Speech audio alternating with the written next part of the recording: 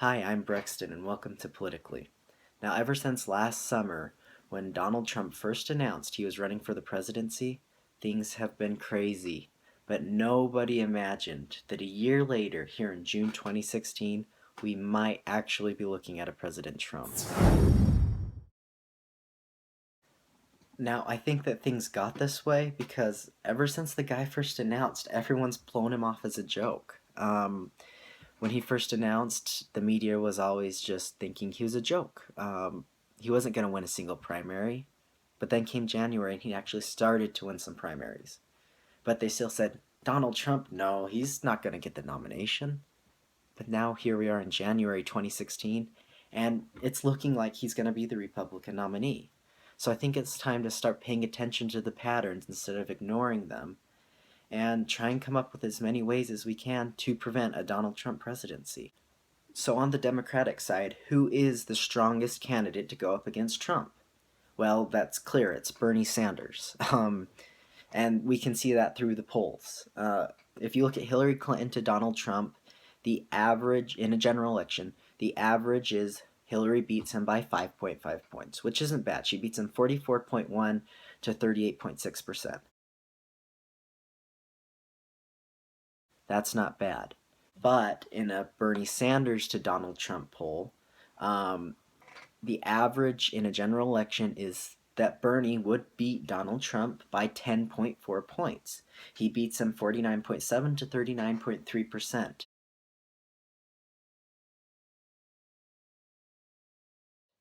That's huge. That's double the amount that Hillary Clinton beats Trump by.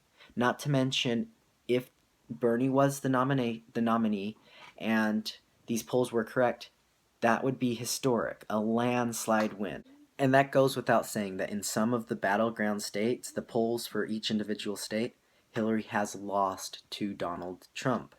And this is because they both have high unfavorability ratings. So if you want to just look at the numbers, here they are. The polls say that Bernie Sanders is the best candidate to go up against Trump. And that also goes without looking at something that I think the media and these polls aren't really taking into consideration, and that's the Bernie or Bust movement. There are a lot of people who say they just cannot bring themselves to vote for Hillary Clinton, and some would even vote for Donald Trump over her. So there are a lot of people who aren't going to go over to Hillary Clinton if Bernie doesn't get the nomination, and I don't think they're looking at that. The Young Turks. This isn't a scientific poll or anything. They even said that, but and I know a lot of the Young Turks audience is Bernie supporters, but they do have 2,958,242 subscribers last time I checked. And they had a poll on one of their videos, and it said, would you vote for Hillary or are you never Hillary? Well, 83% of their audience said never Hillary, only 16% would vote for Hillary. That is a lot of people. Like, I know that this poll wasn't like that accurate or anything, but 83% of about 2 million something people, that's pretty big. I think that it needs to get more coverage than that. And I think that there's going to be a real surprise if Hillary's the nominee. And then just one more thing to look at is independents or no party preference people. Because it's no big surprise that diehard Republicans will be voting for whoever the Republican nominee is. Diehard Democrats will be voting for whoever the Democratic nominee is. But independents, who make up about 48% of the voting population in America, are who the candidates will be needing to win over in a general election. And according to the recent polls, Trump does better with independents than Hillary Clinton does. So she's going to have a lot of winning over if she gets the nominee.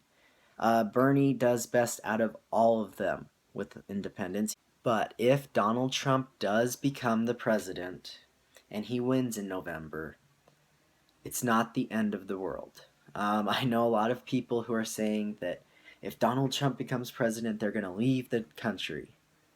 But to them, I just gotta say, no, no, no. You helped get us into this mess. We're gonna need your help getting out of it. We're going to need as many sane people in the U.S. as we can. We're going to need people that are voicing their opinions and voting and staying politically active to make sure that Donald Trump doesn't run the country into the ground within the next 4 years.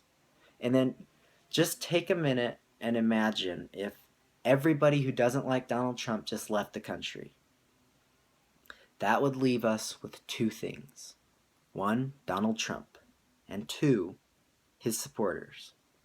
And no offense to Trump supporters, but if you really think that banning all Muslims from entering the country is a good idea, or that deporting every legal immigrant isn't going to do anything to the economy, you're not exactly the people who I want in control of the nuclear codes, or one of the world's strongest armies, or my country for that matter.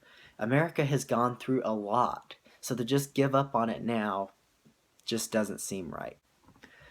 Well, that's the video. I hope you liked it. Tell me what you think in the comments section below. I love to talk to people about things like this. And while you're at it, go ahead and subscribe. I will be uploading new videos every week, just talking about topics that I feel like don't get discussed that much. Thank you very much for watching, and I hope to see you next time.